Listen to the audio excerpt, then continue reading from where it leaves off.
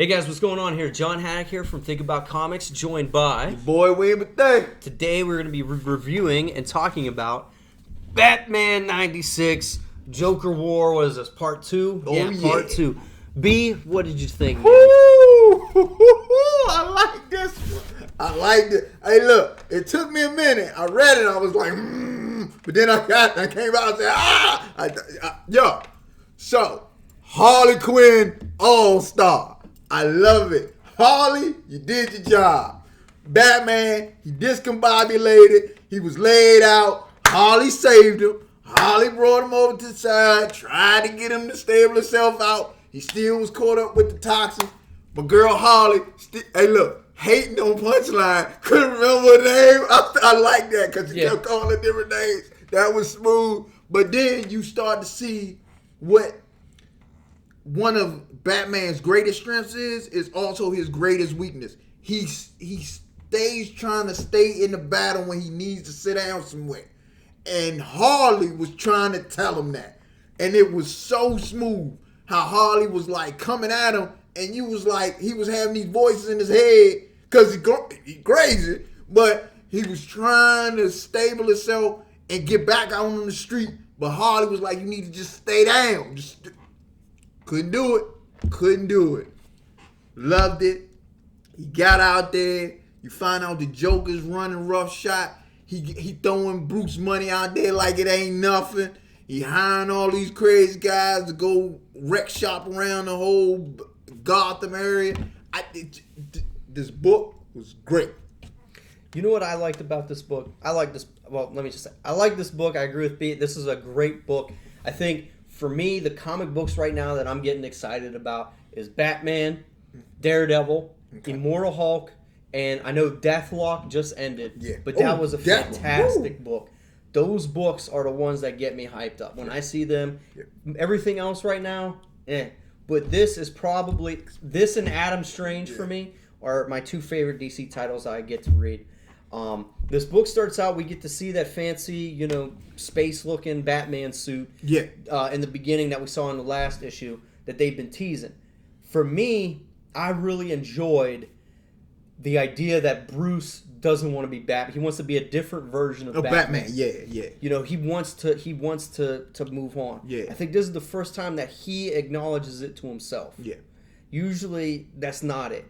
He's had so many times until now to pass the mantle on to somebody, but he's kept it. And the fact that they throw that out there does a really good job. And the future Gotham looks pretty cool. In his mind. The future Gotham in his mind looked great. I liked how the Punchline's toxin is still in him and messing him up. I also agree with you, too, on how they're doing that. Batman's relationships are changing. Harley Quinn is seen in a different role. And that she got that work. She's also, kind of pissed off about how, this new person that came in replaced her and has already whooped her ass. Joker's, like he said, spent throwing around Bruce Wayne's money. The ending I thought was really, really cool and creepy. So we get the setup. Batman goes back to the movie theater where they saw the Mask of Zorro where his parents got killed in the alley.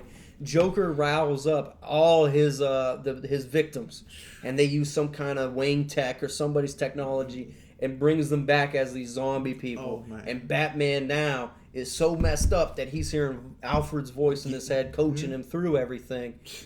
And he's on his own. He's down and out. He's got nobody.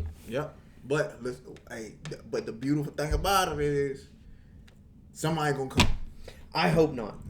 Somebody gonna come. I want to see him be Batman and just beat the shit out of everybody in there. I want the next issue just to him jack everybody up. I don't need Dick or Rick Grayson to show up and help him. I don't need Barbara. I don't want any of that. I want him to be that dude and do what he does. So I'm saying he is wounded right now, and he is not using that great big brain of his to do what he need to do. And pride's a bitch. Yeah, it is, and pride will get you killed. That's why you need people to help you get through some stuff. And one key that I really enjoyed about this is that they didn't show you what happened immediately after the last issue. This was him waking up days later. Oh, yeah. I forgot about that. So with him waking up days later, it's, hey, he was wrong. The building blew up because it blew up, and she found him and got him out of there. Now, the thing that also impressed me about this book that is that lining is when he got roughshod on them dudes when he was on his way to the theater. He saw these guys down there. He just jumped in there and just went to work. He couldn't pass it up. He had to beat down somebody before he got to where he got to, which, in my opinion, means you exerted more energy than you needed to get to where you going because you already hurt and tired. But it's cool because at the end of the day, I think somebody gonna come and save him, and I don't think it's gonna be a hero technically. I think it's gonna be. I'm just gonna speculate with the speculators. Okay. So we had the Dark Knight Metal, Legends of the Dark Knight BS, where you had the Robin King. So this character, he's on, I think, the 1 in 25 or 1 in 50 cover.